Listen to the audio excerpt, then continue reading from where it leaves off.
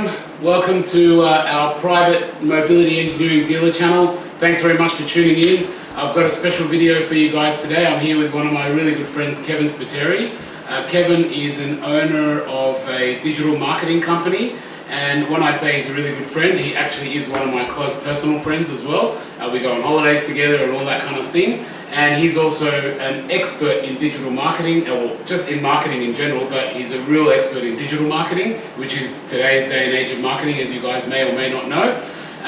He has done our website, and he does all of our digital stuff, but he's done our website, and all around the world we've had fantastic feedback on our website, all the way from the guys in AutoAdapt in Sweden to the guys in America and so on. So that speaks words, because they are multi-million dollar companies, and they think the website built by these little guys in Australia is an amazing website, way better than their own. So that speaks mounds and mounds of words for Kevin. And basically, he's also even written this book on the topic for you guys. And what I've done at Mobility Engineering is we've actually purchased a copy for every single one of the dealers, and I'm going to be sending that out to you very soon.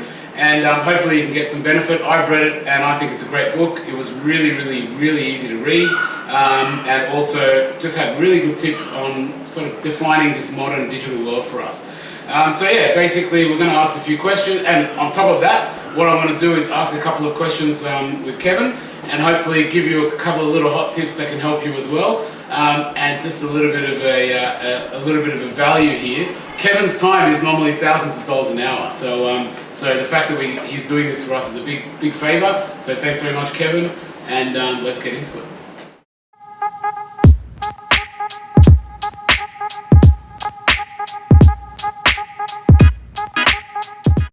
Okay, so first question off the ranks we have is around social media.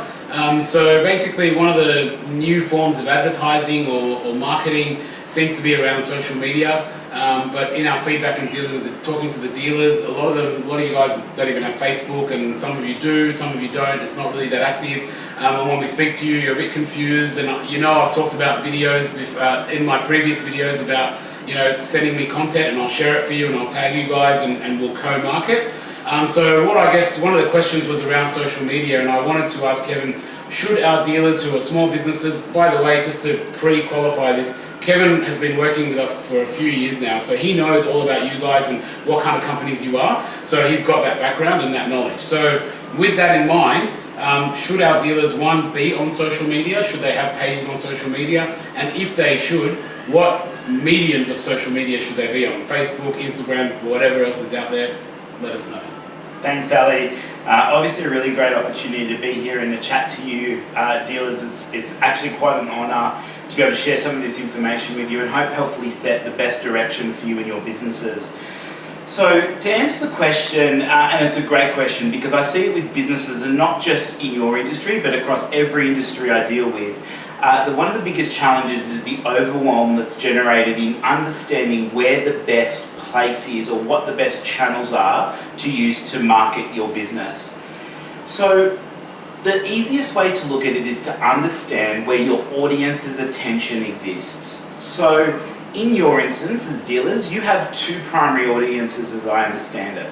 The first are the occupational therapists, the OTs, and the second audience you have is the end user, so the person with the disability or the person receiving treatment for whatever issue they may have. The two primary objectives that you have are to communicate with the OTs and communicate with the end users. The way you do so, though, requires very different types of communication. The reason being is because your interest in the OTs is to help the OTs make better decisions when it comes to the equipment or the prescription or the advice that they require for their clients, being the end users. And on the end user side, there's a level of education that you need to provide them so that they can ask better, more informed and educated questions to their OTs in the search for treatment. I also understand there are, and correct me if I'm wrong here, Ali, there are probably instances where the OTs may not be directly involved, or people who are self-funding or privately funding their rehabilitation. So there's opportunities there where you're dealing direct with the end user, and the end user is specifying that they want a vehicle conversion, or they need ramps or lifts or whatever it might be.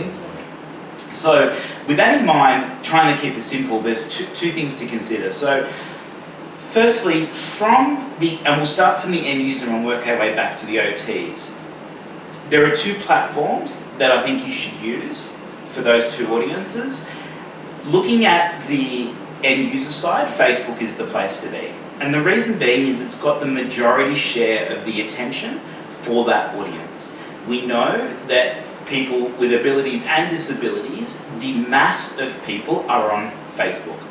So it's a really easy decision, and it doesn't take there's no conjecture that the attention is on Facebook.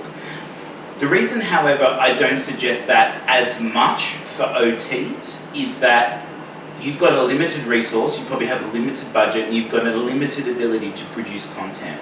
So my job is to try to figure out how to make that as simple and as effective as possible within the constraints that you have within your business.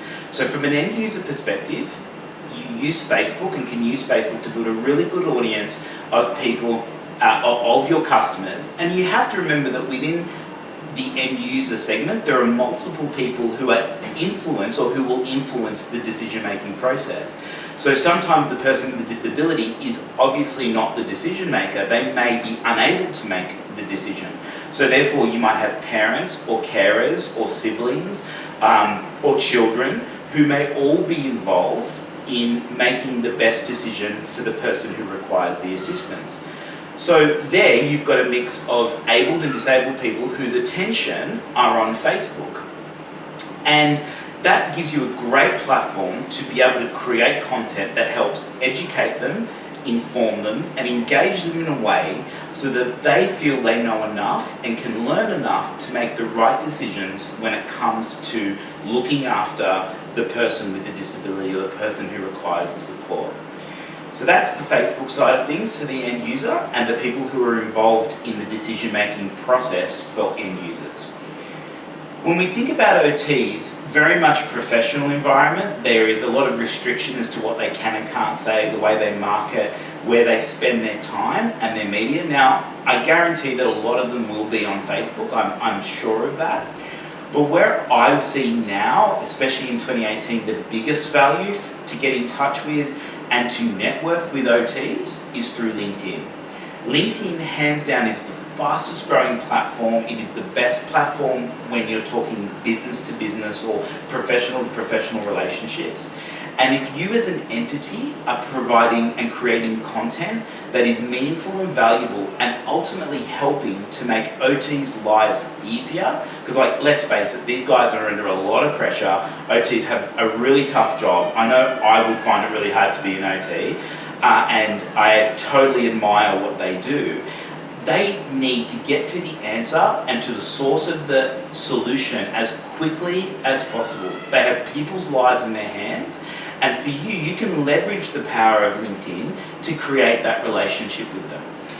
Easiest way to do that is to build a company page, build a profile for a company page. Make sure let's presume that I'm talking to the business owners here. Most of you are the small business owners. You build your professional LinkedIn. It's almost like your resume, but it allows you to highlight the things about you that you bring to the table from a professional standpoint. Then what you do is you can start networking. So start searching occupational therapists within your area. So the beauty about LinkedIn is you can actually hone in geographically. You know where you are, you know the scope of the geography that you can service. You know the titles, they're occupational therapists, or they may have similar titles. And it allows you one by one to start building that relationship with them. Connect with them, introduce yourself, and ask them what they need. Your first introduction to an OT should be, what could we do as somebody who supplies to, who advises, who directs OTs, what could we do better to help you and make your job easier? If your first touch or your first interaction with the OTs is of value and where you genuinely care about helping them, making their jobs easier, I categorically guarantee you the success that you'll derive from that approach will outweigh any marketing brochure, any sales pitch, any presentation that you could ever create.